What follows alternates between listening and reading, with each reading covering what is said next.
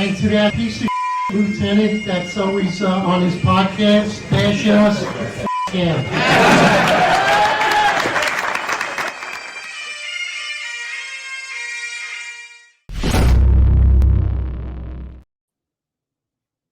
All right, everybody. Eric Dim, your most complaint cop, NYPD. This is New York's Finest Unfiltered podcast. We got a 265 Police Live series. Of course, with me is the founder and the co-host of the podcast, John McCarry, retired lieutenant. We got a good one for you here. We're talking about CCRBs and vehicle pursuits, something that we foreshadowed that's going to happen, and we're seeing it right now in a recent newsletter from the LBA president. John, let's get right into it. What are your thoughts? Yeah, we did an episode 6 months ago, almost to the date. Like we did, it was called The Fall Guy. So the reason we titled this episode Fall Guy 2, it's in relation to that. We were talking about as John Shell took over Chief of Patrol, he got appointed that rank. Vehicle pursuits had increased almost 600% immediately upon him taking over. So I was pretty outspoken about it. Eric was pretty outspoken about it. And we kind of weren't on the same page with a lot of people in law enforcement. I know that vehicle pursuits are a tactic throughout the country that police use. But in New York City, because of the density, it really never was a tactic that was used even in the height of broken windows policing, when we were proactive, hands-on police force. There were plenty of times pursuits were called off. And the reason for that is whenever the risk to the public outweighs the crime that we're chasing, which is going to be the majority of the time, it's not worth it. So what you would hear is you'd hear a vehicle pursuit get put over, and supervisors at the time that me and Eric were cops for, our entirety of our career and even people prior, those vehicle pursuits would be called off by supervising officers. And it's actually the opposite today. Under John Shell, you're being encouraged, and you're not only being encouraged, you're being bullied to chase vehicles for minor offenses. And if you're not, you're going to have to answer to them. And we've had that from several credible sources that's exactly what's going on. Like John just said, we've met an extreme amount of opposition from retired law enforcement, active members, especially the CRT team, the community response team, the NYPD, who wears khaki pants, because they're at the front line of these vehicle pursuits, these car chases, because they work directly for John Shell. And what we had foreshadowed is that the Civilian Complaint Review Board would eventually take their chunk of the New York City Police Department. Ultimately, the goal is that the police officers face adverse consequence, which is civil liability. And we foreshadowed this. The LBA president just put out a letter in response to what's going on with the CCRB, that they're attacking these vehicle pursuits and they're being defined under the category of abuse of authority. Now, abuse of authority is very vague. The Civilian Complaint Review Board, they investigate force, excessive force, unnecessary force, abuse of authority, discourtesy, offensive language, and now there's a new caveat, untruthful statements to the CCRB. So when it comes to abuse of authority, as far as vehicle pursuits, this is quite interesting to me, because is someone going to flee from the police and then call the CCRB and say, hey, I want to make a complaint that the police department chased me because I committed so many infractions or I just killed someone? No. These are going to be self-initiated cases, exactly what John and I had foreshadowed. CCRB has the power to self-initiate cases without an actual complainant. And the CCRB, as overzealous as they are, will take that step and they will retrieve data. They will pick a precinct. They will pick a location, find vehicle pursuits, and they will investigate them to substantiate complaints. What I also see going forward is that they will exceed the statute of limitations on these cases, because then they could just charge reckless endangerment. And even if the case could not be substantiated in an administrative trial room, the cop will still face civil liability because those cases are substantiated. That's a major problem I see with this going forward. I mean, I wonder why it took so long to wave the flag, not only on vehicles pursuits, but on the fact that regardless of anything, whether it's like, the LBA letter here it's focused around vehicular pursuits. And they're saying if you're being found guilty of an abuse of authority in regard to a vehicular pursuit, you will not be represented by the New York City Law Department, nor will you be indemnified. So you will be held personally liable for anything that should arise for you doing your job as a New York City police officer, for you doing what you're told to do by New York NYPD's Chief of Patrol, John Schell. So, but they're waving the flag on this about vehicle pursuits. But Eric, we've known about this for a long time. Me and you have been speaking about this over and over again, that if you have a substantiated CCRB for anything and a lawsuit arises, you will not be indemnified. I think the vehicular pursuits are the most egregious form of what you need to worry about, because God forbid you jump a curb. God forbid there are innocent cars involved. I mean, the liability on a police officer to pursue a car in New York City, it was never worth it. Even when we had mayors that supported us, even when there was a city council that supported us, even when both Democrats and Republicans supported us, that would never be a tactic. It's not, and especially in a time now where we see that the majority of these DAs, I watched the city council hearing today, and I'm going to clip out a bunch of that. You're going to hear the DAs, even the Staten Island DA, you're going to hear them talk about how they're more concerned with programs instead of punitive punishment and prosecution. It's disturbing. So this is definitely not something I think that anyone with a clear head should partake in. It's interesting that you said they raised the flag on it now. So I have my suspicions of why I think that happened. So this is a phenomenon that's been going on for quite some time, these vehicle pursuits. But you and I definitely spoke about this even before 6 months ago, before we actually put out this podcast. But at the height of it, we put out the podcast to really highlight how bad it's getting. And we completely foreshadowed it. But my suspicion is this. Now that Nick Stephanopoulos, lieutenant in khaki pants, was involved in a very controversial incident of a vehicle pursuit, he is going to face civil liability. That will be a substantiated civilian complaint. And ultimately, Lou Turco, as the president of the LBA, does not want to actually, he doesn't want to have to use LBA funds, union funds, to assist lieutenants going forward. So that's why I think that he raised the flag at this time, because I think there's a monetary value to this. And I think that's ultimately, that is my suspicion. I mean, I wouldn't disagree with you. I do think Lou will go above and beyond for this one particular lieutenant, because it's in his best interest to stay aligned with the upper echelon of the NYPD. So I do think you will see some more nepotism, not like how, I know they helped you out somewhat, Eric, but I don't believe their advice was so great for you, your career, and I don't believe they pushed back at the CCRB the way they should have. They did represent you when you needed them, but I don't believe they represented you properly. As for myself, they pretended that the mandate really wasn't a job issue. It was a personal issue, which is ridiculous. So I wouldn't argue with you in your suspicions. I mean, I would think that you're 100% correct. And basically, the letter that we have up on the screen, it's dated March 19th. Dear Lieutenant, has recently come to our attention that the Career Criminal Revenge Board is now investigating members of the service under the guise of abuse of authority regarding vehicle pursuits. Such an allegation or finding by the CCRB will make you liable for civil lawsuits stemming from a vehicle pursuit.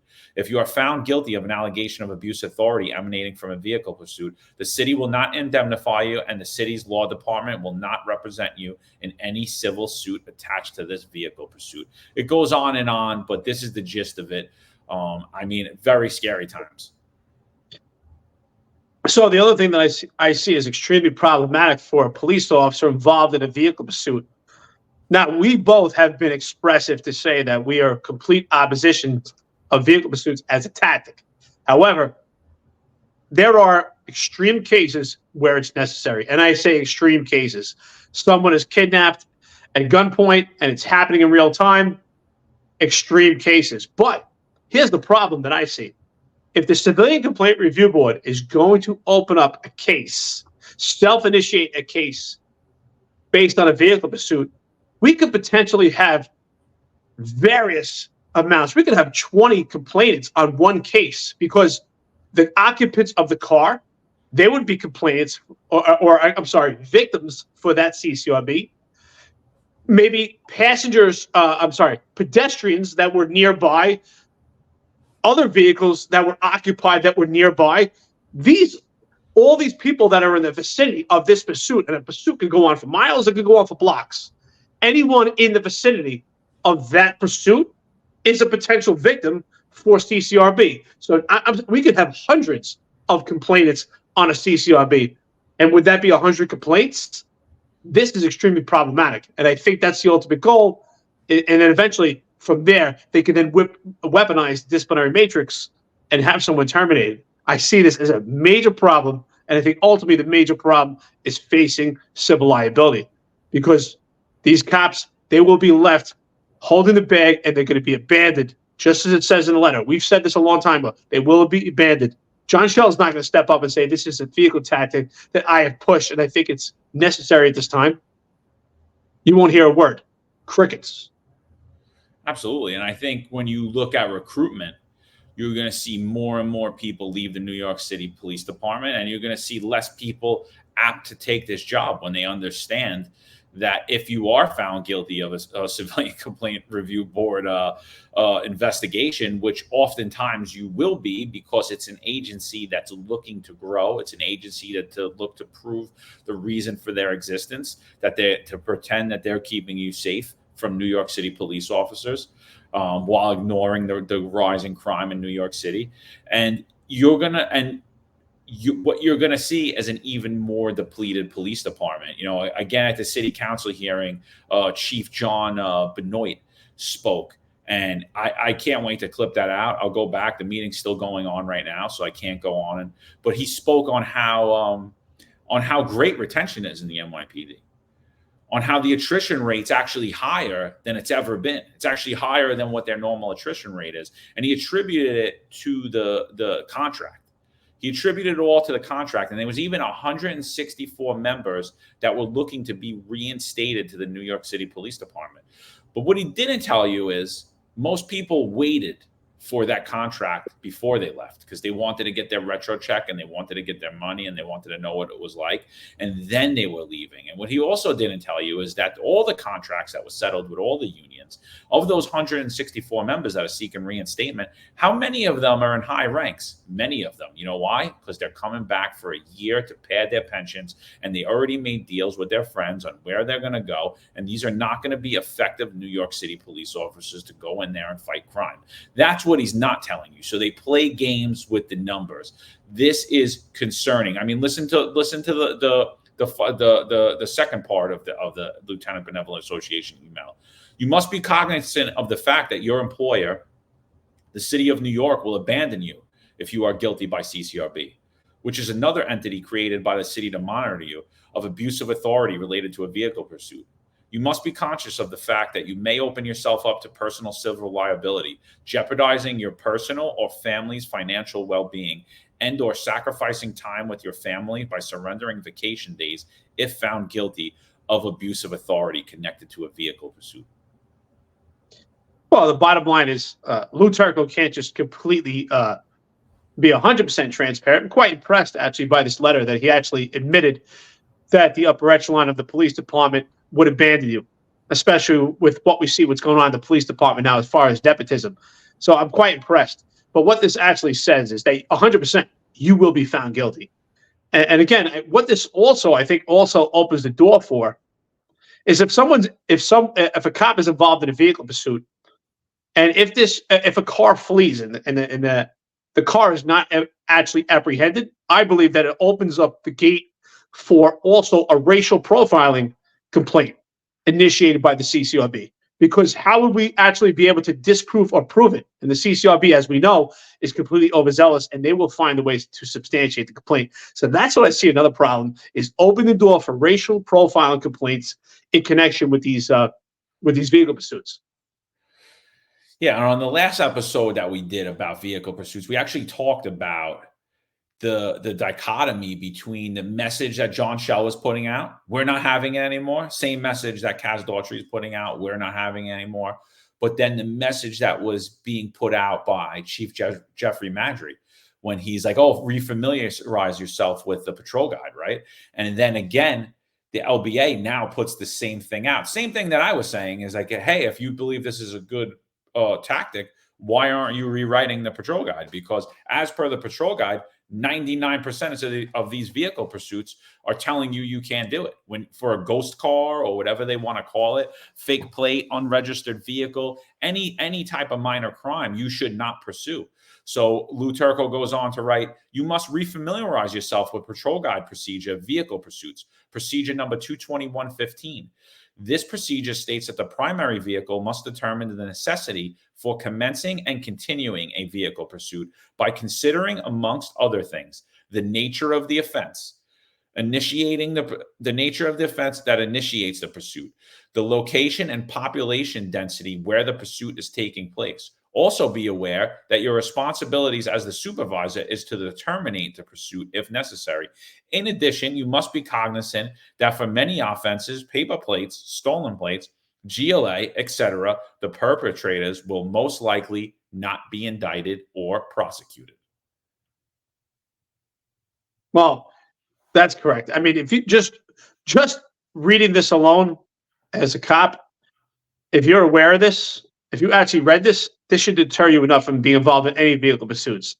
Again, I said it's extreme cases, but just by you reading this letter alone, just shows how subjective a vehicle pursuit is. It's extremely subjective, and that's what CCRB is. CCRB has the right and authority to be subjective in their opinion. I mean, Arva Rice said it herself at a city council hearing where she said they don't take into the totality of circumstances and what happened with the police officer and both sides of the coin.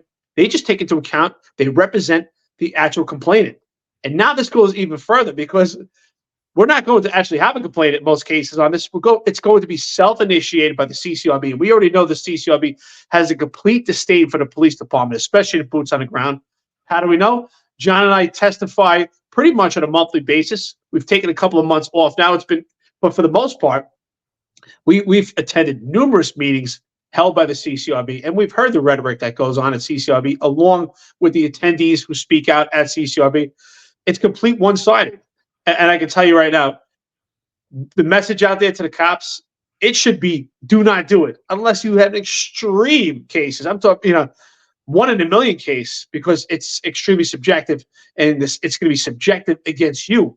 You're going to face this civil liability. We talk about prosecution, of course, but ultimately, you're going to be paying out of your own pocket for doing your job as you were told to do, because John Shell, the chief of patrol, has not yet taken accountability and actually come out and spoken and said, listen, I was trying. This is what I would expect from a leader. I was trying to do my best. We're in dire straits right now. I'm wrong. We need to change tactics. I need to save my police officers' careers, but he's not saying that. He's not saying that. So again, that's why I have a huge problem with the weak appointed management. They do not take accountability and responsibility in this NYPD as we see. The cops are on their own. Do not let this be you. CCRB will eat you up, and they will dive right into your pocket. Absolutely. And again, this is another reason why they picked young, impressionable people, put in khaki pants, told them to chase cars, is because they don't know any better. They don't have the know-it-all to do it. I mean, the supervisors they put in place are weak. They're compliant, they're weak, and they're spineless, and they'll do whatever they're told to do, knowing the severe penalties that you will face, and probably some of you are already facing. And if you don't even know it, there's probably other ones that are going to get notified soon of other things that are going to happen, because these vehicle pursuits are no good. They almost end up in crashes almost all of the time. And it's just not worth it. Because like Lou's saying here, here's a little bit moment of clarity. They are not being prosecuted. Chances are you might not even get this collar drawn up. And God forbid somebody loses their life. God forbid somebody seriously injured. What do you have to fall back on as to why you did it? A news clip from John Shell saying we're not going to have it anymore, when they're reading the patrol guide out at your criminal hearing or at your civil hearing, you're done. You are going to be done, because you're going to sit there as they read those words to you and be like, oh my God, I shouldn't have chased that car. because it says it right here, clear as day. And my bosses put the blinders on me, and I listen to these men who all turn their back on me, will not pick up my calls any further. And hey, just a casualty, right? Another casualty. Oh, absolutely. It's my belief that the CCRB has already commenced numerous investigations in regards to vehicle pursuits. I would suspect that they're probably just sitting on these cases right now and letting them pile up, because what they do is they build their own algorithm against cops so that based on the disciplinary matrix that they can have aggravating factors. And the goal is, if they have aggravating factors, to lead to your termination. So I think they're sitting on it. I think, again, I don't think they're concerned with statute of limitations, which is normally 18 months for a CCRB. I think they would easily exceed the statute of limitations, because of the crime exception would be if proven in court that you committed reckless endangerment, the CCRB could charge you with that. And even if they lose it, again, you'll face civil liability because it's substantiated. I think this is extremely problematic, and I don't want this to be and I told you so, a ha-ha moment to most of the cops that are in opposition to what we're saying, and especially community response team that gave us an extreme amount of opposition in regards to vehicle pursuits. But we are comfortable to say that this was never a tactic when the police department was doing the most amount of intrusive police work on the broken windows theory in comparison to now. It's not a tactic, especially in some places it may be, but policing is not a one-size-fits-all. And in a metropolis like New York City, just based on the information that we know, that in a dense area that's not somewhere you want to be involved in a vehicle pursuit, you're in New York City, the most dense city in the entire country. It's a tactic that should be ultimately avoided, and if taken, has to be extreme circumstances, because this is what you're facing here. Is it worth it to lose your financial freedom because you put yourself, and I get it, like I said, your heart's in the right place. You want to get the bad guy. We get it. Believe me, we want to get the bad guys too. But right now, how could you? No one's supporting you. Sure as hell, not Sean Shell. But, shifting gears, this is a great picture. This is a great meme. I'm sure they're pretty pissed off. John, go into it. Yeah, so I put a meme up on the screen. Come for the ride, stay for the gladiator matches. The subway is safe. You're just perceptioning wrong. A message from NYPD Transit, New York Party Department, Republic of New York, and it's two gladiators fighting on a train car. And it's in relation to the messaging that we're hearing, not only from the NYPD Chief of Transit, not only from NYPD Chief of Patrol John Shell, but also of Kaz Daughtry. The police commissioner doesn't speak on subway crime, obviously. Chief of Department's in the wind. I believe he's still studying. We're not really sure where he is. They pop their heads up at parties and ceremonies and stuff like that. But we really don't see them much when it comes time to talk. All the talking has been being done by John Shell and Michael Kemper. Every now and then, their boss, Kaz Daughtry, wants to throw his face in the mix, and he'll jump on the news and fail miserably, and they'll come in to save him.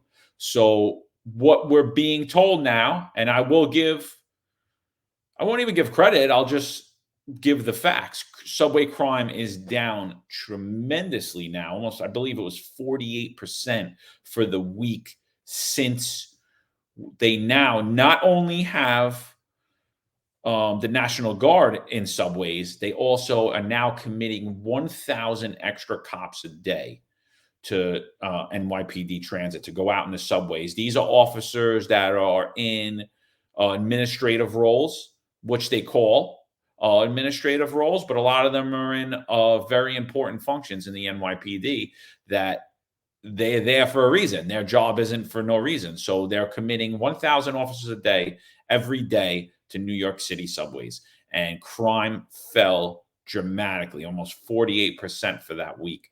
Eric, what do you think about just those facts alone? What do you have to say about that? You know what? To the layman person out there that doesn't understand police work, it sounds great. Crime's 48% down for the week. And it's great that they're able to put all these resources, but what do we know? This is absolutely not sustainable. This is a phase, this is a trend. It's for a short period of time to cause shock and awe. But putting 1,000 police officers each day that are in various important important position in the police department, which I assume is probably some of these people who come from the detective squad. So this is not sustainable. For one, I'm sure cops are being paid overtime, so the taxpayer is paying for this. Also, it's a domino effect. So we're putting all these resources into the subway, and now cases are going to be affected by it. And other important factions of the police department are being affected by it. So this is absolutely not sustainable. We need an actual plan going forward that could be sustainable and be projected for the entire year. Not something that's going to last a week or two. This is going to phase out rather quickly. I would say that this is, if they're able to do this for a month or two, that would be a lot. But this is definitely not sustainable because the other factions of the police department are going to pay for it. We won't close our cases. And absolutely that. There's vital roles out there that are being displaced to assist in the subway. So it gives the mirage that the subways are safer, but are they really safer? I mean, when you have an army out there, is that really safe? Because if that army is peeled back, it's right. We're back up to 48% of crime. So that's not sustainable. It's not. It's not natural. It's just it's completely artificial. It's on the surface, and it's definitely will not last. And I'm sure, John, you probably agree. What are your thoughts on that? No, it was beautifully put. I mean, I really don't even have anything to add to it because I think you nailed it on the head. It's like, you're at school, you go to a new school and you're getting picked on by all the kids in the school, and you show up with your big brother and you hit all his friends one day after school. And then guess what? You didn't get picked on that day. But what's going to happen the next week? You're on your own. You're there. How do you stop the bully and all his friends from beating you up? You learn how to fight, and you learn how to stand on your own. And that's basically what the NYPD is doing. Is I'm coming down here with my big brother and all his friends, but they're going to leave you out there high and dry, and then these numbers won't last at all. And still, I find it very, very concerning that crime's down 48% for the week. It's down almost, I believe it was down almost 12% for the 28-day period, but for the year it was still up 9%. That shows how much crime's actually going on in New York City.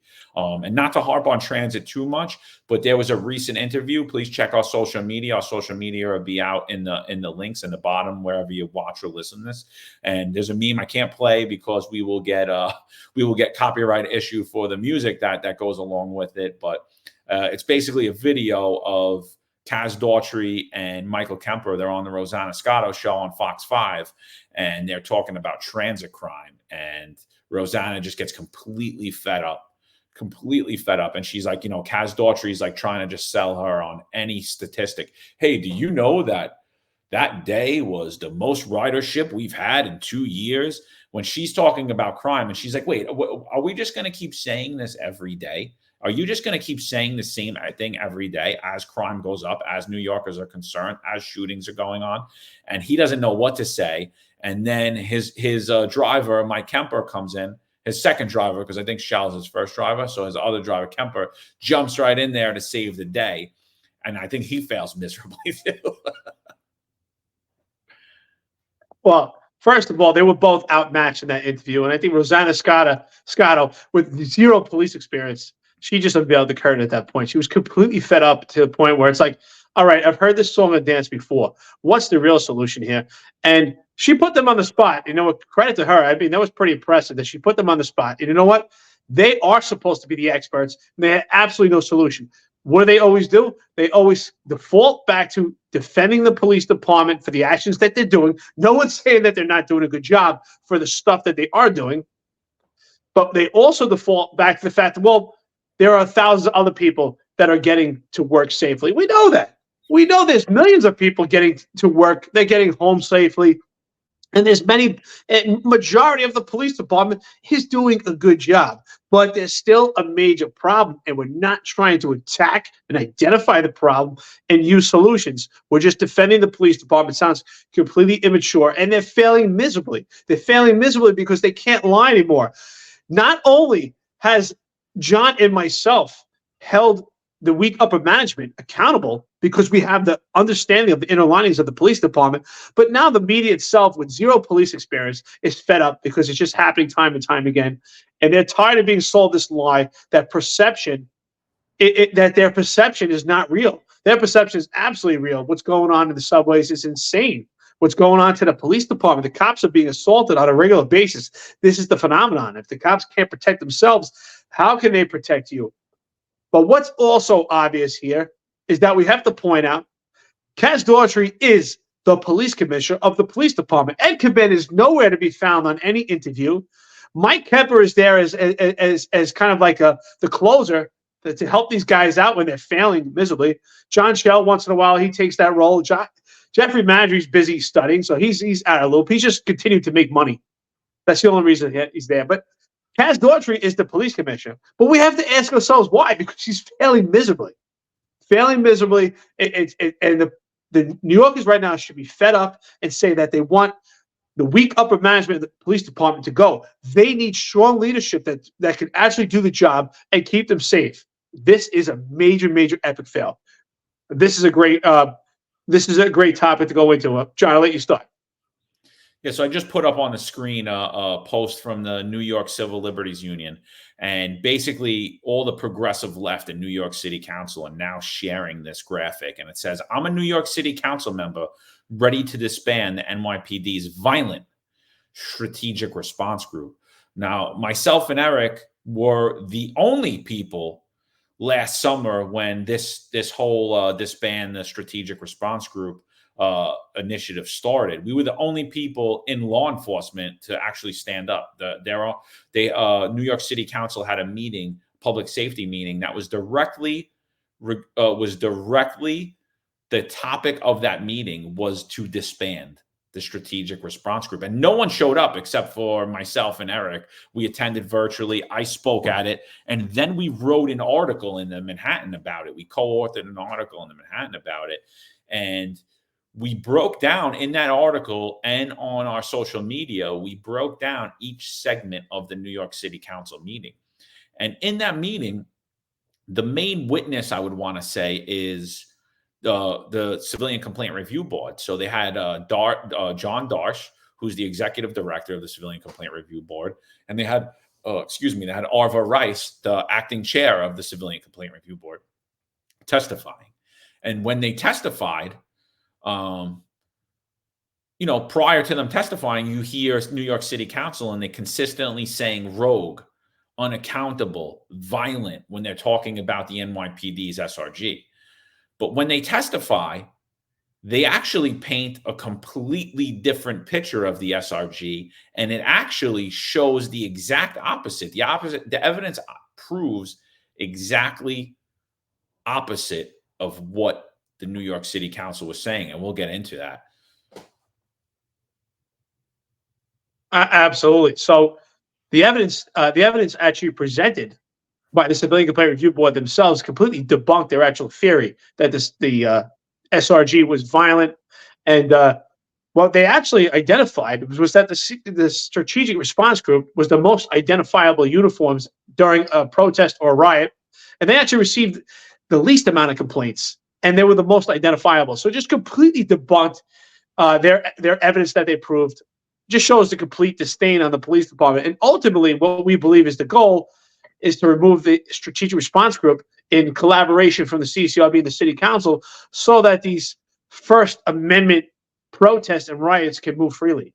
And ultimately, we just see the emasculation of the police department and also obstacles made so that the police department cannot address these riots properly.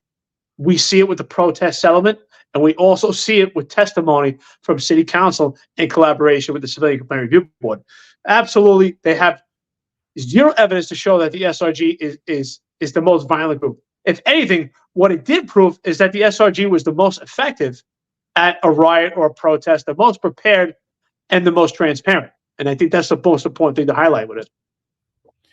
Yeah, and like myself and Eric, we both raised the argument that if they're able to disband the Strategic Response Group without offering one shred of evidence other than saying that they're violent, they're rogue, and they're unaccountable, then they could basically disband the entirety of the NYPD, because the data proves that the NYPD operates much worse than the Strategic Response Group does.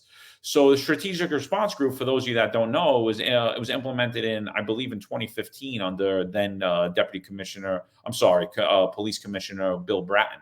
So he brings them in, and what they do is they are basically there to combat any terrorism, to respond to any acts of terrorism, to respond to any periods of civil unrest, a pre-planned high-profile events, as well as they backfill in the precincts. If there's spikes in crime, they're there. They'll do mass deployment. So, I mean, but what we've been seeing them most recently, and what you see on the news most recently, is them at these protests, at these periods of civil unrest, and they are the ones that will move in to make the arrests. So CCRB had argued that their biggest problem was not being able to identify officers in large-scale mass arrest situations. But when it comes to the strategic response group, they didn't have that problem. So, like Eric said, the strategic response group was only responsible since their inception of 2015 for 1% of CCRBs. But they had a substantiation rate 10% higher. But again, they're the ones that are moving in to make these arrests during violent periods of civil unrest, and they're the most identifiable. So obviously, they would have a higher substantiation rate. So basically, they proved nothing. And Arthur Rice actually testified that they are more well-equipped, better trained, and more easily identifiable than the rest of the NYPD. So if they're able to disband the SRG just using buzzwords, they're able to pull down the entirety of the police department doing the same exact thing. Well, that's another problem. So here we have a group of people, the CCRB and the city council, with zero police experience and zero police perspective, that actually have the ability to disband a necessary unit of the police department. Well, whether it's the strategic response group or prior to that was task force, to me, it's the same horse, just different color. They operate pretty much the same. But yes, it's vital. It's vital that we have a strategic response group in the New York City Police Department. And they're pretty much like a utility group, and they fill a lot of holes and different roles that are necessary for the police department. But especially right now, as we have such anarchy going on in the city, they take an active role in the police department of being the front line of these protests and riots. And again, if anyone has an opportunity, you have to read the article that John and I presented.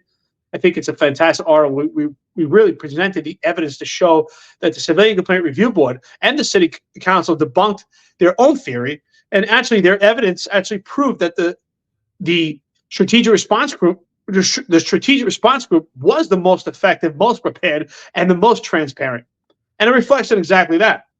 If you're the most identifiable and you're at the front line and you're present at every protest and riot, well, then yes, you will get the most substantiated amount of complaints. But the amount of complaints they actually were disseminated to the SRG was actually pretty nominal. I think it's quite impressive. So that's why we have to question, what is the ultimate goal here? The ultimate goal is to strip away the SRG, again, to allow these First Amendment protests, riots, to control the city. That's what this is about. Emasculate the police department and let these protests control the city. We see it with this, and we see it with the protest settlement, which creates an extreme amount of obstacles for the police department to make arrests. But what do we see? This is something I like to turn to. What do we see? We see the police department pandering to the CCRB and the city council. Why? Because they're hands off when it comes to First Amendment movement. But when it comes to Scott Lebedo, when he's protesting pizzas in New York City, the police department swoops in and arrests him right away. What are your thoughts on that? I mean, again, you're going to see a complete two-tier justice system, completely different response. This was taken by Viral News, New York City. This is off of his Twitter. You're going to see Scott Lebedo. He has pizza party number 2, where he's going to feed the pigeons. The leftover pizza and bagels would be feed the homeless.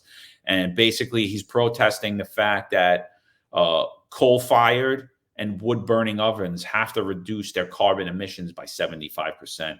Now, in order to do that, they're going to have to spend hundreds of thousands of dollars on these new, whatever, ventilators, as you would want to call them. But the amount of businesses that actually operate with these in New York City, it's laughable. I mean, I think it's like in like maybe the 50 range, like 50 businesses, maybe even possibly less. I think when you go to pizzerias, it's probably about like 12.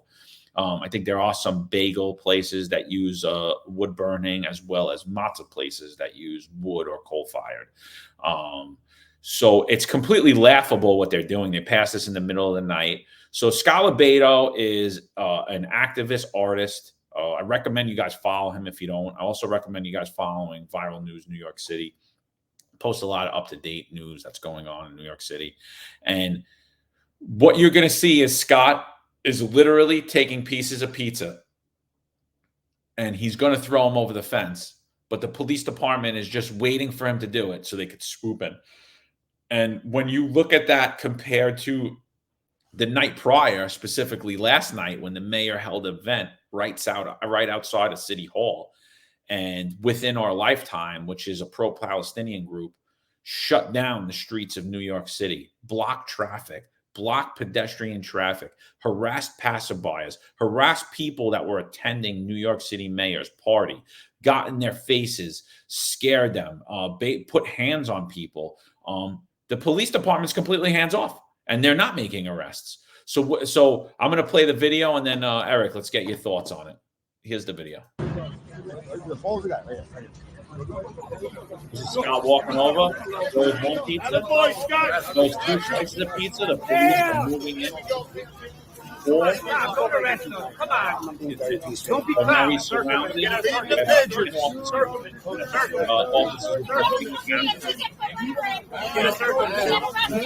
Can't even feed the littering is a fine. Being arrested for littering. You're absolutely being arrested for littering.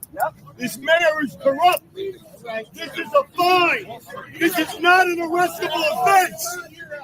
This is not an arrestable offense, and you guys should be ashamed of yourselves for following his orders. Feed the pigeons. Getting arrested for feeding the fucking pigeons. Yep, feeding fucking pigeons. We're getting arrested for this. Illegals are coming in and murdering. They're murdering people. We're getting arrested for doing it around here.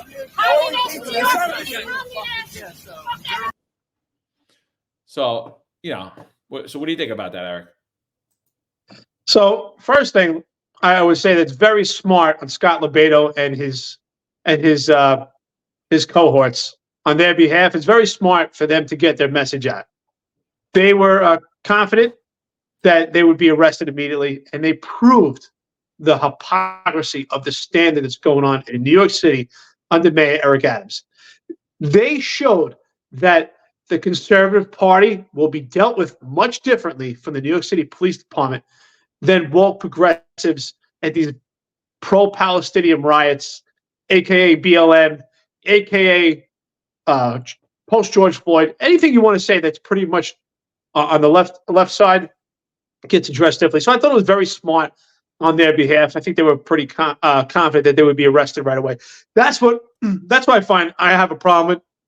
It really, I get so perturbed that the police department is so tolerant of anarchy in New York City, shutting streets down, really making life impossible for New Yorkers, and they stand down. I mean, if that was Relly Rel, who's one of the biggest rebel rousers at these pro-Palestinian BLM riots, and he did the same thing, would the police department swoop in and moving as fast as they did? I think not.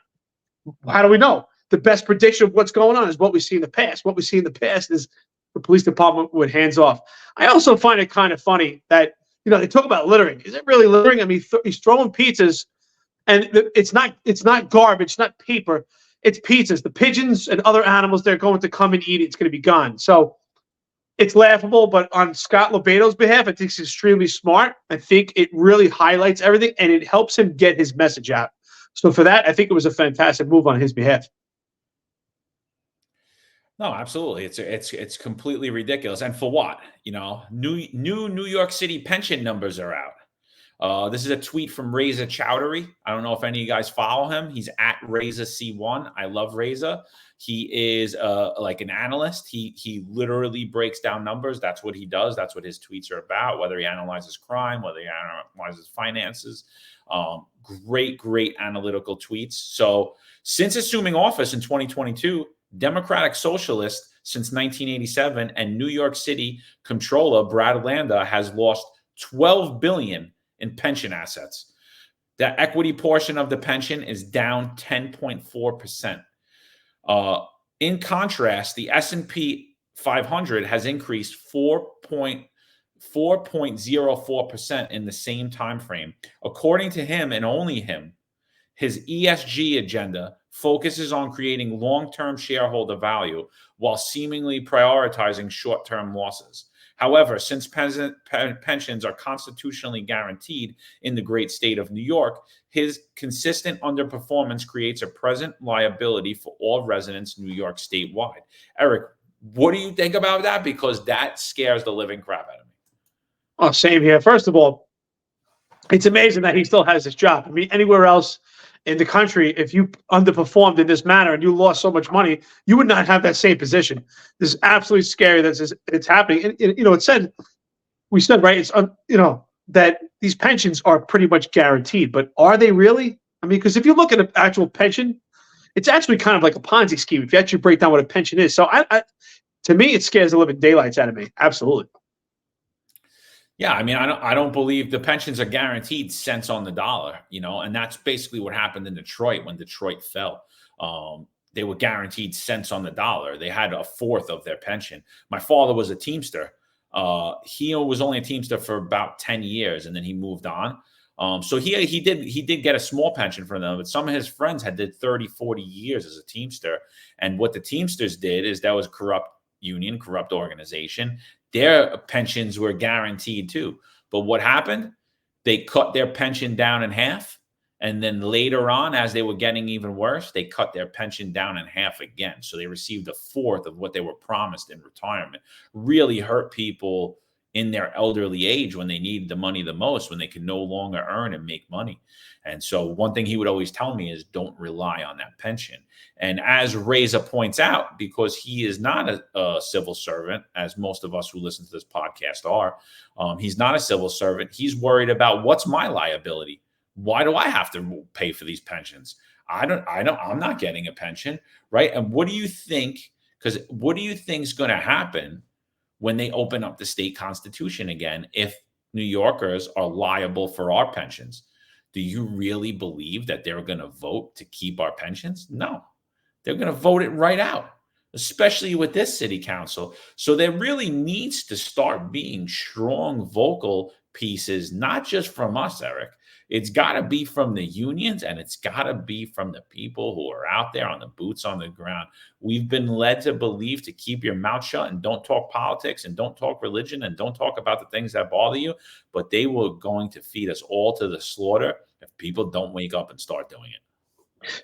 It's funny you say that, because I always thought to myself that, growing up, even my father would tell me, and I'm sure the same thing with you, growing up in Brooklyn and Staten Island, it was always an extreme amount of pride to be a blue-collar worker, and everybody always said, get a good pension. Excuse me. So we always knew, like, the ultimate goal was to get a great pension. You figured you'd be set for life, right?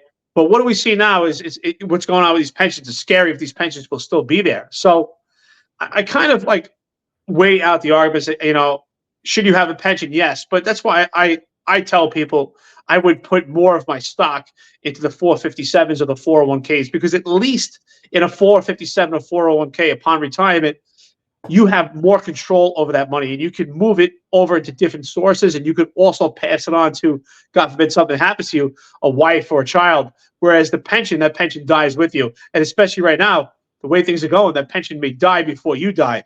So we are headed for some scary times. So that's why I recommend to people, when you're on your way out and you retire, if you do have a lump sum amount of cash that you can take, I would not leave it in your pension because you're getting a higher pension per month. I would take that money, at least you have control over it, and then put it to some other source. And I would also evaluate right now if I would put more stock into your pension or some other source, because we are headed for disaster. Great. Here's another great video. I can't wait to talk about this one. John, just jump right into it. This goes right into my forte, discipline matrix. Yeah. So this is, I'm telling you, there's going to be, I'm going to clip out. I have hours and hours of work to do tomorrow and the next day, because I'm going to clip out almost the entirety of this hearing. This is the fiscal year 2025 preliminary budget hearing. The Committee on Public Safety would happen today. Like I said, it's 9 o'clock at night, and I believe it's still going on now. New York City Police Department got the part of the day, but this just happens to be the only, as soon as I clip in, they announced Tiffany Caban's up. So I'm like, all right, I'm going to record this because I know this is going to be good. So she's not even there. I guess she's working from home today. She's probably still working from home due to COVID, and so she's not even at the council hearing. She plugs in virtually, and you see sitting on the dais in the front. I mean, they brought the army with them, the entirety of the police department. They even have the deputy commissioner of equity inclusion sitting there. I don't know what she's doing, but you see John Shell, he looks withered, man. This position, and John, I hope it's not the memes, because they're only jokes. You should, the complaint that we made against you, you should be worried about, but you're not, because IAB is corrupt and the police commissioner is corrupt, and we made the complaint against him too, and that's not going anywhere. So we're gonna play this video right now of Tiffany Caban, and I'm just gonna play it. We'll talk about it. Eric, you'll go first.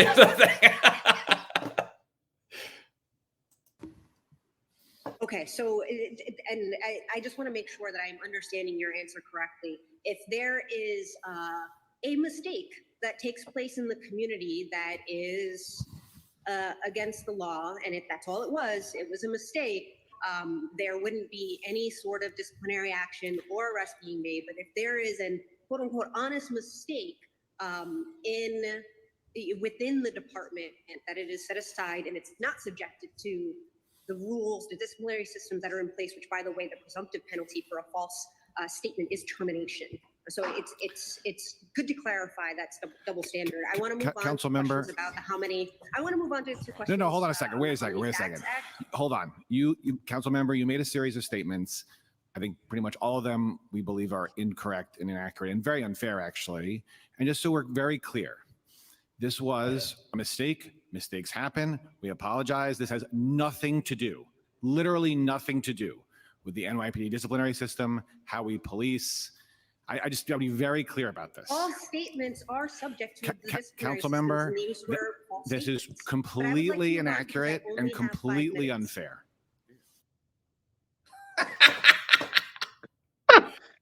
Wow. You know what? It's amazing how everything comes full circle. So John and I, since the inception of this podcast, over a year now, we've been talking about the disciplinary matrix. We even did a podcast about the disciplinary matrix. I've been screaming, kicking, talk about the danger of the disciplinary matrix, and most of the cops have really not paid attention to it. And I'm sure John Shell was not worried about the disciplinary matrix, because none of the weak upper echelon has fought against the disciplinary matrix, but now he's at the center of it. Why? Because I said, and I foreshadowed this, and John, I said this a long time ago, CCRB and the city council would utilize the disciplinary matrix as the weapon to terminate cops. That would be the sword to cut down the cops. And she says it right here. She's using it right against John Shell. Now, don't get me wrong. I don't think it applies. I don't agree with most of the stuff with John Shell. I think he's completely inadequate, inept. I think he's a fake tough guy. I don't like his stance on most things, but he doesn't deserve to be told that he can be terminated for making a mistake. I don't agree with that either. But of course, right away, she goes right to the disciplinary matrix that the same weak upper management never put their feet down to fight. And what is the presumptive penalty? Termination. Yeah. So, I mean, so she's a lawyer. Let's just get that straight. Tiffany Caban is a lawyer. She worked for the DA's office for about 3 months. She calls herself a prosecutor. I wouldn't put her in that category, but she's a far left socialist. I don't know what she's prosecuting because she doesn't believe in crime, jail, or penalty. 3 months. Yeah, unless you're a white conservative male who lives on Staten Island with a bald head, or you have white hair, blonde hair, blue eyes, and you serve in the South Bronx. Other than that, you're not going to go. Your jail's not in the cards for you if she's prosecuting you. But so Tiffany Caban, far left member of the New York City Council, she's talking about a tweet that John Schell had put out. Now, we were saying how dumb we think that it is, that they really should, if you need help on social media, you should reach out to us. We do consulting. We'll keep the memes out of it, because you're failing miserably. So what John Schell had did is he was pushing back he attempted to push back at a perpetrator who was released, a violent perpetrator, repeat offender who was released by a judge. And what he did is he tweeted the judge's name. And then the chief of department retweeted it because Kaz Daughtry is in charge of that account. And then the chief of transit had retweeted it because he works for Kaz Daughtry. And then Kaz Daughtry had retweeted it because he said, "Good job, guys. Thank you for doing what I told you to do." Because that's probably why John Schell tweeted about it, because I'm sure that he didn't come up with that idea on his own. But he tweeted the judge's name. However, it was not the judge's name. So he felt like a moron because numerous articles came out that he tweeted the wrong judge's name. So he corrects it. He stands up somewhat like a big boy, but he stands up like a chief big boy. Even though I had confirmed with several of my units, I'll take the ownership because I ultimately tweeted it. So he puts the blame. It wasn't really me. I was given wrong information, right? But I'll own it because I put it out. So he somewhat owned up to it. And so now Tiffany Caban saying that he should be terminated and prosecuted because that's the presumptive penalty in the disciplinary matrix, which she's right is the presumptive penalty, but it's during an official department trial or hearing. Although he is under oath at this hearing, he wasn't under oath while he's tweeting from his Twitter account. But this is how ridiculous. And by the way, presumptive means this is the penalty if there's no aggravating factor or if there's no mitigating factor. The basic penalty for a false statement is termination. Also, Kaz Daughtry was pleaded guilty to a false statement prior to him making a assistant commissioner, the one made-up title of assistant commissioner. You know what's funny? I don't know if you caught yourself earlier, but when you spoke about Bratton, you called him the deputy commissioner because we're so used to calling Kaz a deputy commissioner, but he's actually the police commissioner of the police department. So yeah, it's funny, like Tweedledum, Tweedledum. These guys are all a bunch of idiots. One tweets it, and they all tweet it and jump on each other because they're all competing with each other and they're all showing off to each other that they're promoting each other's Twitter pages. They're all a bunch of cucks. I mean, it's really embarrassing that these guys can't think for themselves and they all made the same mistake. And again, it just shows that John Schell needs to stay off social media. Listen, it is a mistake, but it's a big mistake because you're smearing someone's name. So, and again, he should take full responsibility. You can't say, well, this was given to me. And, because, yeah, everything's given to you. You're the chief. You don't even have to get your own coffee. So you can't even go by that. You're the leader. You're in charge. You're the one that put your stamp on it. So it is a big mistake. But even with that being said, I think it's completely idiotic. For Tiffany Caban to try to weaponize the disciplinary matrix to him is ironic and laughable. Because I've been screaming about this the entire time. It's like, well, listen, buddy, I told you. Isn't it funny? Nobody cares until it affects them. Should he be terminated? But just shows how serious this disciplinary matrix is because she referred to it right away. And they can easily weaponize that disciplinary matrix. So I hope now, John Schell, when you watch this, because I know you do, that you actually get together with your boss, the actual police commissioner, Kaz Daughtry, and examine the disciplinary matrix. And it needs to be disbanded, honestly. But if it can't, because it's a political move, it needs a good overhaul. You need to really examine this. Because during Key Chansul, they tried to examine it and change some things, but nothing was changed. If anything, they made it worse. So you really need to examine this because you could be affected by the presumptive penalty. And as John said, the presumptive penalty means the automatic penalty. Aggravating is something that can make it even worse. Mitigating is what we've been talking about. That if, I'm sure John Schell would be saved by mitigating factors, which means you're part of nepotism. But who knows? He's a token pale white face, so we could see something completely different. I don't know, but it looked like he clenched up to me. It looked like he clenched up, bro. It looked like it was like that. Woo. And it looked like he went right for the lawyer. Like, It looked like he got a little nervous when she brought that up. I think he needed clarification. I think even the police commissioner, the figurehead police commissioner at Caban, I think he needed clarification because he definitely doesn't understand that. He never read any of it. I'll guarantee that. They must have been like, what's the disciplinary matrix? What is that? What is that? What's presumptive penalty? What is that? I love to hear. I would love to hear him go over the use of force to continue him and then to stop. I would love to just hear him say all those things. But before you go into it, I just want to say that John Shell and Kaz Dorch, since you watch this, we do have an episode where we explain the disciplinary matrix, so you guys can look it up. It's on YouTube. Anytime you can take a look. I'm sure it would be educational, informative to you. Yeah, and then we did another one when Kee Chan-Sewell supposedly revamped the disciplinary matrix, and then we debunked that and we showed how she actually made it worse. But the common knowledge in the police department is no, the disciplinary matrix was revamped. It's like, no, you never read the first thing, and then you didn't even read what she wrote after. It just got worse. It got progressively worse. So maybe you guys should want to revisit it. Ed, if you'll listen to this, Caban, you should probably do it because you have nothing to fall back on as your time as the police commissioner. Like Eric had said in a prior podcast, you're the most insignificant police commissioner in NYPD history. You should look at that disciplinary matrix, start to remove some of it because it's absolutely ridiculous. I'm not saying false statement, but obviously you could be guilty of a false statement. And look, you could get bumped up 6-7 ranks to a deputy commissioner from a sergeant driver. You could go from sergeant operator all the way up to deputy commissioner operations and actually be the real police commissioner after you give a false statement. So maybe pull that one out too. I don't know. But let's bring this full circle though, I think, Eric, because we're talking about indemnification. We're talking about cops not being indemnified for doing their job.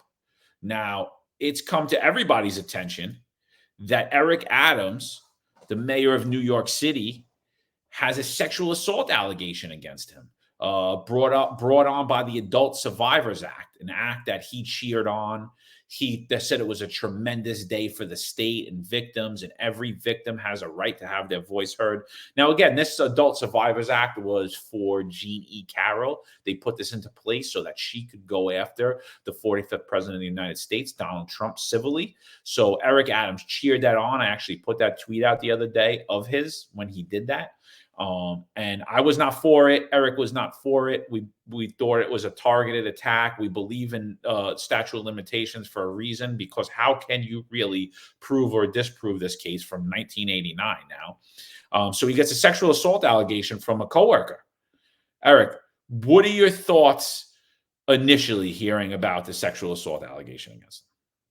Well, as much as the opposition that I have for Mayor Eric Adams, which I believe he's by far the worst mayor the New York City has ever had.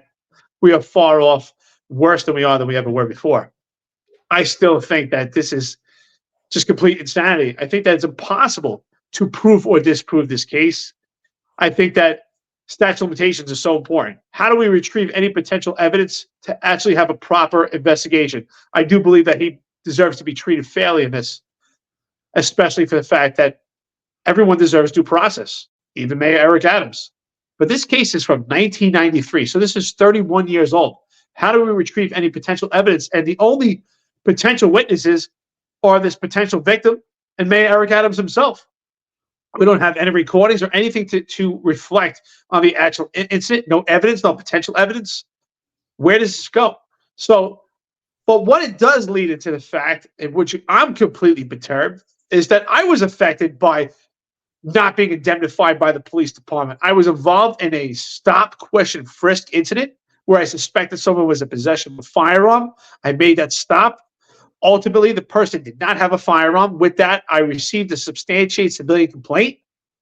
And as a result, I faced civil liability where I had to pay money out of my own pocket. I was not indemnified, and that was for on-duty active police work in the scope of my employment. And here Mayor Eric Adams is getting indemnified for something that has nothing to do with actual police work. Whether the allegation is frivolous or not, or if it's legit, that's not the scenario. Well, that doesn't apply. The fact is that this doesn't have anything to do with police work, and I don't see any reason or any plausible reason for indemnification. No, yeah, I agree with 1,000%. I mean, I'm clearly not a fan of New York City Mayor Eric Adams, but this is an allegation that could happen to anybody. Like it could happen to anybody. So I want people to have fair due process. But how could you? And again, this came back to slap him in the face. Shows how little he thinks. Shows how little he didn't. I'm going to go after my enemies. And I'm going to use this thing that's completely frivolous, not realizing that it could come back around and get him. So here it is. It's coming around to get him. And, I put out something and I said that on duty booty doesn't fall under the scope of a police officer's duties. So I believe he was a sergeant at the time, and he was the head of the Guardians Association at the time. He was a pretty powerful figure in New York City at that time under David Dinkins. He was a close friend of the criminal Al Sharpton, the race baiter Al Sharpton, the fake Reverend Al Sharpton. So he was pretty powerful in the city. He had a lot of political pull. So the woman's claims are that she was a civilian employee of the NYPD, that she met with Eric Adams to get promoted, and he wanted her to do perform oral sex on him. In his car. He took her in his car. They pulled over somewhere. So I have to change what I originally said, because although on-duty booty is not in the scope of a police officer's duties, off-duty booty is definitely not in the scope of a police officer's duties. So he's off duty at the time. They're in his personal car. He claims he never met the woman. So why would the people of the city of New York have to foot the bill for his legal representation and possibly a settlement too? Why would the people in New York have to do this? If that's the case, then the federal government should have represented Donald Trump and paid his settlement. And obviously nobody did that. That's a great point. But here we see more hypocrisy, and just the standards don't apply to this administration. What applies to Mayor Eric Adams doesn't apply to everyone else, only what's in their favor. Another hypocrisy that we see that we could talk about, we talk about time again, and we're going to keep talking about it because it's complete hypocrisy. Sal Greco was wrongfully terminated for his association to Roger Stone. Mayor Eric Adams had association with Mike Tyson and other figures, and he became a captain of the New York City Police Department. So, again, we just see more hypocrisy when it comes to Eric Adams. If it's good for Eric, it's okay. But if it's in opposition to Eric's ideology and Eric's progressive politics, well, then you swim on your own and you swim with the fishes. And that's what happened to Sal Greco. It's just completely wrong. Every cop right now that is facing civil liability because you were not indemnified, you should be up in arms. Where are the unions in this? That's what I want to know. Where are the unions? The unions are just useless and baseless when it comes to any potential argument and fight in the city. Pat Hendry, completely useless. He should be screaming at arms right now. Many police officers have faced civil liability. And for on-duty scope of employment stuff on duty, and I've said it before, we said on a podcast, the only time you should not be indemnified for something that you do on duty, it should be an extreme case. But yet, Mayor Eric Adams was off duty, or at least the allegation was that he's off duty. And this was 30 years ago, and he's being indemnified. So what would happen? Let's talk about this, John. What would happen then if he was not the mayor at this time and he got this allegation? What would happen? He would not be indemnified at all. And as a matter of fact, he wasn't even acting as a member of the New York City Police Department, because she clearly states in her complaint that she was going to him because of he was the head of the Guardians at the time. So if he wanted legal representation, he should have went to the Guardians, and the Guardians should tell him where to go. It has nothing to do with us. What do you want us to do? It has nothing to do with New York City at all. I mean, look at poor Juan Perez, police officer Juan Perez. He responds to a 911 call of an emotionally disturbed person. While he's on that call, he goes to tell his partner something, looks away, and the emotionally disturbed person attacks him from behind, puts him in a headlock, and a fight ensues. And because of that fight, New York City's not representing him. New York City's not indemnifying him. He had to, the PBA finally stepped up after we did a podcast about it, and they stepped up and now they're helping represent some of the legal bills, not all of them, but at least it's better than nothing. But New York City's not indemnifying him.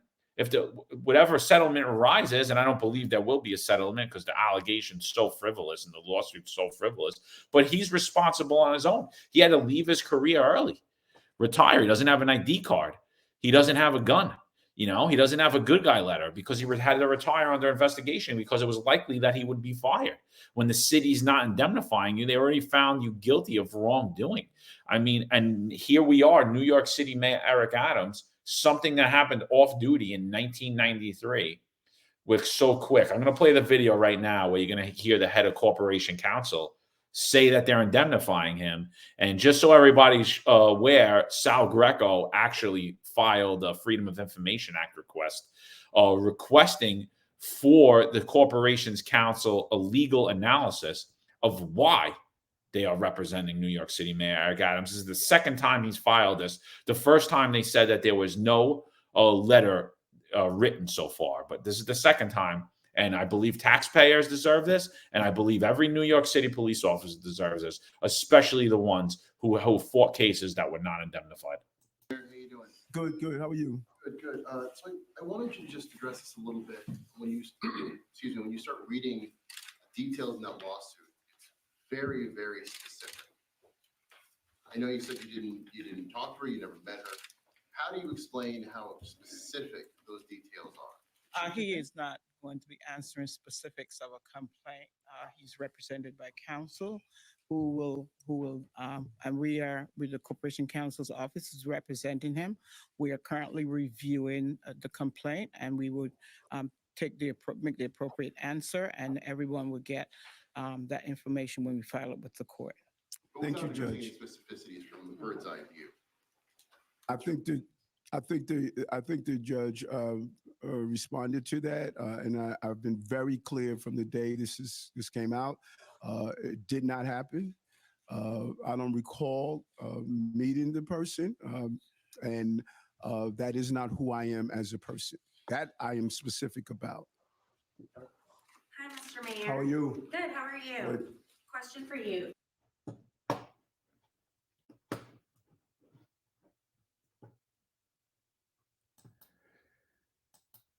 Well, this highlights exactly what I was talking about. The reason why I was referencing to that, if he was not Mayor Eric Adams, he would not be indemnified. This wouldn't even be a question right now. It would just be an article in the paper, and he would be seeking his own attorney. We would learn that the information and the name of his attorney. That just shows the level of corruption that's going on in this administration, the level of how they're drunk with power, and they're using the weight of this administration for their benefit. There is absolutely no reason. I'm very curious to hear the justification on why he's being indemnified. I mean, this has nothing to do with his employment. It has nothing to do with an arrest or something that has to do with law enforcement. It's a sexual allegation. Again, I think it shouldn't even happen because of statute of limitations. But he himself, here's the irony to it, was an advocate for the Adult Survivors Act. So now he's become victim to it himself.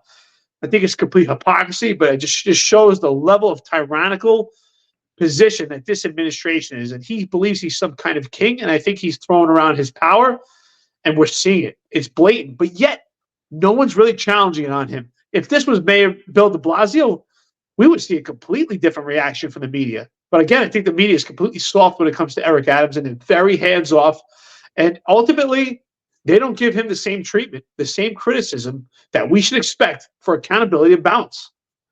Absolutely. I mean, later on in this hearing, a reporter asks him, why is the Corporation Counsel indemnifying you? I think they're waking up. They're seeing, all the tweets that myself, Sal, yourself are putting out about how this is hypocritical. It's hypocritical. It doesn't make sense that he's being represented by the people in New York City. Doesn't make sense that if there's a settlement that they're going to pay, that New York City taxpayers are going to pay for this.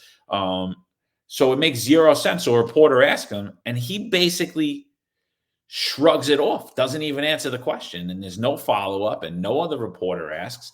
But it just shows like the arrogance on him. But I will tell you, I watched that press conference. I watched that whole thing. I said a few weeks ago, Ed Caban looks like he saw a ghost. Jeffrey Madry looks like he saw a ghost. Eric Adams in that press conference looks like he saw a ghost. He does not look like the same happy-go-lucky guy that you saw just a few months back. He could do anything he wants, and he's the king of the world. I don't see that in him. I see a lot of nerves. He looks like he's under a lot of pressure. Oh, yeah, absolutely. And I've said it before. Listen, the bottom line is we cannot prove or disprove this case. But what do we know is everyone that's in Adam's circle has been played with some checkered past. He's been a part of numerous negative annotations. Yet we have not heard, I said this on Sal Greco's show, and I really believe this. It's like you hear about the person that's driving down the wrong way on a one-way street. You ever hear that person? He calls his wife up and goes, honey, listen, there's 1,000 people going the wrong way on a one-way street, So that's kind of like what it is. If there's 1,000 people going the wrong way on a one-way street, well, who's the asshole? So we never heard in 1993 that Eric Adams saved some kid. We never heard that maybe in 2000 he did something astronomical. We only hear things that are negative in surrounding him, the people that are in his circle. So eventually, I do believe that something's going to stick. So I do believe the pressure is mounting. The walls are caving in, and they're crumbling. Something's going to stick. We never hear anything good, anything positive. And you can see his face it just in this video. It's completely white and pale. I think that this is coming to an end. Oh, absolutely, man. I think I don't know, man. To me, there's too much of a cloud of corruption surrounding him. There's just too many things going on. I think he should step down for the betterment of New York. I mean, I think Cuomo resigned for less. I think he stepped down for less. I think there was a lot more pressure put on Andrew Cuomo to leave. Then there was a lot less scandal surrounding Andrew Cuomo than there is Eric Adams. I mean, he is how many legal defense funds does he have up now that he's looking for money for? How many people does he have writing letters for him to try to prove his character? I mean, and when you look back, you look at any of this stuff. This was a lieutenant. I forget his name. He worked in I forget what command it was, but he was accused of sexually assaulting one of his underlings. He was a lieutenant, I believe, in the 8. I could be wrong. And he was seeking threesomes with a civilian employee. He wasn't indemnified. He was an active on-duty lieutenant accused of the same exact thing. There was a captain, too, that was accused of the same thing. He was not indemnified. Why is Eric Adams indemnified? And I'll make the contention it's only because he's the mayor. There's no other reason. And even just because he's the mayor, it doesn't make it right. It's actually wrong. And he is a corrupt individual. This is John, it's absolutely wrong because what you're saying here is absolutely true because he's the mayor. So he's not supposed to have the people serve him. He's supposed to serve the people. But as the mayor, he believes he's the king. So he's having the people serve him. And those people that are on that dais, which includes the corporation council, are serving him and serving his needs by whatever it takes, by not applying any standard that is fair and equitable to anyone. It's only what's good for the benefit of Eric Adams. Eric is all about Eric. That's what we know. We can see it. It's completely obvious. There are thousands and countless amount of cases we could probably go through and comb through of different cops and different ranks and file that have been persecuted by lawsuits, frivolous or not, and they've had to go into their own pockets so they were not indemnified. But yet Mayor Eric Adams is indemnified for a case that's off duty, a sexual allegation that's 31 years ago. That if he was not the mayor, we would not even be hearing about this case, how the city's going to flip the bill on this. So just complete hypocrisy. Again, shows the level of corruption on this administration. And I think that what you pointed out is fantastic, that Cuomo left for far less than what's going on for Mayor Eric Adams. So why does he continue to stay under this amount of pressure? That's a good question. It just shows the level of character that he has and how drunk with power this administration is. I mean, Look at that dais right now. Do they look confident to you? Look. So this is a tweet right now. I just looked at this tweet right now from Adrienne Adams. She's the Speaker of New York City Council. So she's the speaker for the council, and she's basically saying that she was questioning the leadership on their vetting process for how they put out information online. So I didn't hear this yet, so I don't know what's said or not said, but I think it's going to be good. Let's play it and talk about it. Eric, I'll get your thoughts right after. Who's responsible for vetting the information that comes across? Because a lot of the information is incorrect.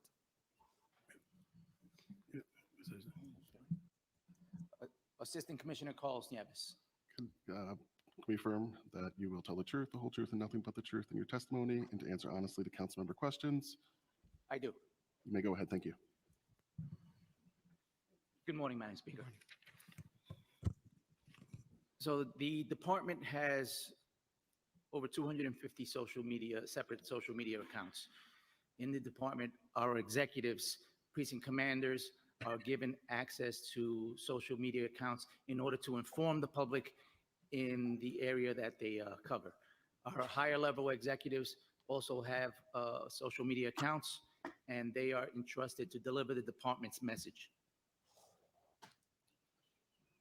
Okay, my question still was, who's responsible for vetting the information that comes across? Because there has been significant incorrect information that is potentially harmful, actually, to people out there doing their jobs appropriately and well.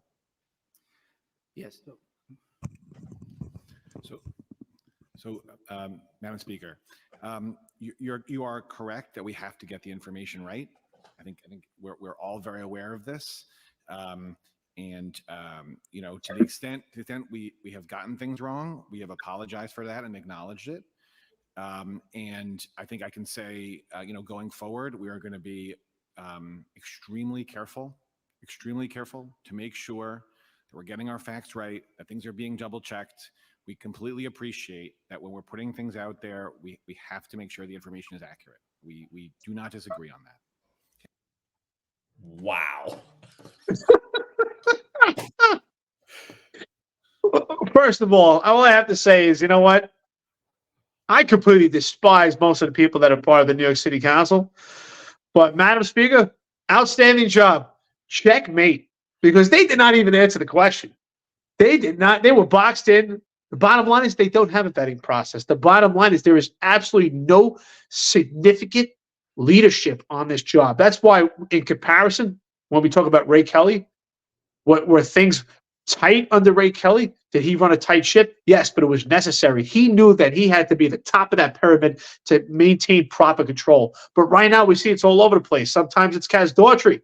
Sometimes it's John Schell. Sometimes it's Madry when he's not studying.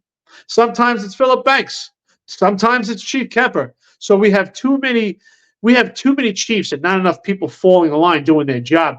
This just shows the complete lack of leadership that's going on in the police department. She exposed it with that one question. I think it's embarrassing, complete epic fail. They look lost up there. Look, Kaz Daughtry, you're the police commissioner. We know it. You couldn't even step in and correct this because there is no vetting process. And again, Madam Speaker, if you have a chance, just talk about the misinformation that they use to attack this podcast when you get a chance. That'd be great. I appreciate it. So first they pushed Sergeant Nieves, who was just promoted to deputy commissioner of I don't even know, because we have a deputy commissioner of public information. So I don't know why he's a deputy commissioner of public information too. So we have two of them. So they push Nieves up, right? He can't answer the question. He says they have 250 social media accounts in the department. That is ridiculous. So there's not one message to push the message of the department. So there's 250 different messages of the same department they're all over the place. Like one message is, well, hello there. I bet you thought I was playing Call of Duty, but I'm not. Sitting in a gamer chair No one's vetting this. This is why we see Kaz Daughtry with a PlayStation controller on his desk, why he makes follow-up videos to debunk it. And then when they can't answer it, they push back at the attorney. The attorney's actually pretty good, though. I mean, I think the attorney's the most competent person on that dais. I mean, in the 2 videos that we've seen, he's the only one that gives like clear, relevant answers. So again, I'm just going to tell you this one more time. We do social media consulting. I really think that you should do that, but we're going to give you some free advice. It should be 1 account. That's it. 1 account, not 250, maybe 5 accounts. Maybe if you want to put the top, definitely not 250. You guys don't know what the hell you're doing. I think it was a great question. I think that she really boxed him in, and she knew with that question they wouldn't be able to answer it. I mean, it's laughable, the fact that he can say there's over 250 accounts. That's insane.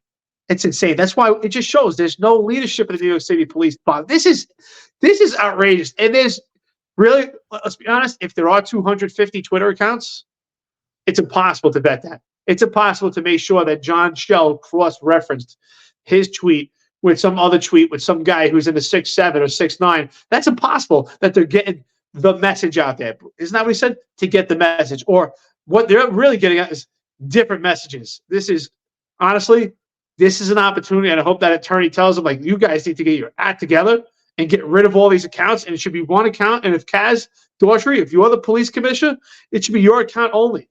I mean, unless Ed Caban wants to go off to Qatar and learn about social media, maybe he can get some education somewhere. This needs to stop now. Honestly, this department is bleeding right now, and someone needs to stop the bleeding, because it sure isn't Mayor Eric Adams, and it sure isn't any of these buffoons. As soon as we get off this podcast, I'm quoting that tweet, and I'm going to let John Shell and Kaz Daughtry know that we offer social media consulting if they need help, because this is ridiculous, and we need to follow it up with a bunch of memes, because they look like a bunch of buffoons up there, and it looks exactly what we've been saying: inept, clumsy, lacking skill. That's exactly what they all look like. I mean, it is. Kaz Daughtry's face is priceless. Ed Caban is like, oh, no one knows what to say. I mean, and this is almost the entirety of the meeting. And that's why I said I'm going to go back and I'm going to clip out almost everything, because I don't believe they deserve to get attacked and abused the way they do, the New York City Police Department. But this administration in particular, I don't feel bad for a second. Not for 1 second. Honestly, the only person that I see that's competent is that attorney and LePetri. LePetri, when you talk about if someone does their job, knows their job in and out, it's Mike LePetri. Is Kaz Daughtry a hard worker? Yeah, but like I said, he's like the traffic kid who you put in plain clothes one day, and he's running around. He doesn't know what to do, but he wants to go play the police. That's exactly what I see when I see Kaz Daughtry. And now, instead of ganking the traffic guy that's yelling at old women for doing 5 miles over the speed limit, or for texting their daughter at a red light because they're going to pick up their grandkids, instead of doing that, they made him the real police commissioner. I don't feel bad for them. Honestly, they do it to themselves. If they were properly prepared and they actually had a fluid, confident, competent management, leadership, upper echelon of the New York City Police Department, they would not be in this position. If questions were fired at them, they would fire it back with confidence, because confidence breeds confidence. But they don't have it. It's completely inadequate. It's completely inept. There's no communication amongst each other. I think they're all battling for who's in charge. It's really a scramble right now amongst John Shell and Kaz Daughtry and Kemper, and it's horrible what we see right now. I think they do it to themselves. There's absolutely no vision. Who is in charge? Clearly, it's not Ed Caban.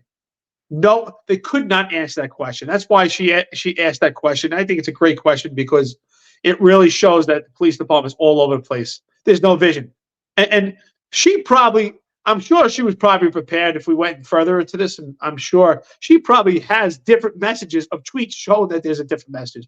It sounds to me like she did her homework already. Oh, absolutely. I think I'm going to send this on Macadam's Daughtry's tweets so she could see exactly what happened. And maybe the John Shell tweet too. He calls me a BMS warrior. I can tell you none of those were vetted. None of those were vetted. Definitely. None of John Shell's tweets were vetted because he's the king. You know, he's the king, except for when Kaz is around. Then he reverts back to the driver. So, I mean, that was an amazing tweet. That was a great find. I'm not a fan of Adrienne Adams whatsoever, but that's one of her best tweets ever. That's hysterical. Yeah, I mean, so again, the hypocrisy of New York City. On-duty police officer, you go do it to a 911 call, you chase a vehicle, pursue a vehicle, and the CCRB, the overzealous CCRB, finds you guilty with very little evidence of nothing, or even just finds you guilty with zero evidence, which they have done numerous times with a lot of people, including Eric Dim over here. You will not be indemnified by New York City. But if you're the mayor of New York City, you will get indemnified for an incident unrelated to you, even when you were off duty. And I actually put something out today, and I had people say, well, when you're a cop, you're never off duty. I'm like, yeah, let me know how that works out for you, guy. Let me know how that works out for you when you're in retirement and an allegation pops up on you. Tell them, well, you were never off duty, so you're responsible to indemnify me. Go run to your union, see what they tell you, guy. See what they do. So I just think it's New York City. It's crumbling. And we're just seeing it's a crumbling city, and it's systemically corrupt at this point. New York City Mayor Eric Adams was a better police officer than he is a New York City mayor. And that's not saying much at all, because he was probably one of the worst cops to make a 20-year career. Well, I think this is great to reflect on this, because for the cops out there that watch this podcast, just think to yourself, you can be involved in a vehicle pursuit. If you haven't, again, refer to this podcast, read that letter put out by the LBA president, where he basically lays it out for you. If you get a substantiated complaint from the Civilian Complaint Review Board and you're involved in a vehicle pursuit, you will face civil liability. You will not be indemnified. That person will not be prosecuted, and you will pay out of your pocket. But Mayor Eric Adams was accused of a sexual allegation 31 years ago, off duty, not trying to save anybody, not trying to stop a gunman. And he's indemnified, but you will be paying out of your own pocket. So if you want to still put your neck out for this administration, well, if you do, then you're on your own, because this is just complete insanity. As far as that goes, I think that's enough of that. I'd like to shift gears. I think we should talk right now. There was an incident, just to show the dire straits that New York City is in right now, how politics has penetrated the police department, the entire administration. There is a woman that was arrested for trying to remove squatters from her home. I think this is the most insane incident that we've ever seen recently. And it just shows why there's a great escape going on in New York right now, why people are fleeing New York for better pastures. This is a great example of it. Has anybody has seen this or is aware of it? If not, you need to see this. It's alarming. It's scary. It's completely just disgusting. John, let's go into it and get your thoughts. Yeah, I can't pull the video up. I don't know if I even shared it, but I watched it a few times, definitely. So it was a video. I forget the news channel. It goes and follows this woman. Woman's parents die, leave her the house. When she goes to the house, there's a squatter in there. So she tells them to get the hell out of the house. They leave. She comes back. She gets the locks changed. She calls the cops. Cops come, say, okay. Next thing you know, this guy comes, barges in the door, calls the cops. Cops come back, and they lock up the woman who has a deed. They take, and for me, what it appears that the man, the squatter, shows them a receipt for a bill of work that he had done in the house. He doesn't show them a lease. He says he has a lease, but he never shows the lease. So he's a squatter, right? Like, he's showing them a receipt for work he had done in the house. How do you know his friend didn't make that? You can put that on anything. How do you know he didn't make it 5 minutes prior to coming there? So he has a receipt for work that he supposedly had done in the house 2 days ago. Not that he was in there for 30 days, none of that garbage. And honestly, even if he was, and I was the cop and I could tell that he's squatting, I don't care. I'm going to put the burden of proof on him to prove that he was there for 30 days. And I'm going to give the homeowner back the house, because That is absolutely ridiculous. What I saw in the video is I saw a sergeant get bullied, and he locked up a victim because the police department is emasculated, has people in leadership that shouldn't be there. It has people wearing uniforms and doing a job they shouldn't do. So we send an emasculated police department there. The sergeant comes there, shows how little he understands the law, how little he cares about people, and how much he's worried about getting in trouble more than he's worried about being a cop. And he arrests the victim and protects the criminal. Hands down, everything you said, I was just going to say that was well said. Absolutely. Emasculated police department does not really know the law, but what it does show is that the police department is penetrated by progressive politics. We talk about how they have this criminal first society, and that's exactly what it is. The cops are more scared about protecting the rights of the criminal than protecting the rights of the actual victims, and we see it clear as day, and it shows right in this case. The cop is more concerned about getting rhetoric from this administration, from city council, CCRB, from the criminal than actually the victim. And it's just, it's disgusting. It's really despicable. If anybody sees this, if there's not a better reason to leave New York City, I don't know. This could be anyone. This could be anyone. You go on, especially with how unsafe New York City is right now, and it's just completely lawless and out of control. You go on vacation and come back, and there's people occupying your home. You could be in the same predicament. It's absolutely scary. What else? Yeah, no, I agree 1,000%. I mean, I think when I watch that, I'm embarrassed for everybody on that scene. I'm embarrassed for the New York City Police Department. That woman should have went back there after seeing this video. The police commissioner should have went and rectified this. Throw that guy out of the house. Apologize to that woman. This woman should sue for false arrest, and she should win. Because this is absolutely ridiculous. You don't even have evidence, and you don't even have evidence that this guy lives here or anything, and you just take it. So and thank God that the news crew was there to document all this. I mean, so that she will be able to use this in court later on. But before we go, real quick, just a PBA put out a survey for cops.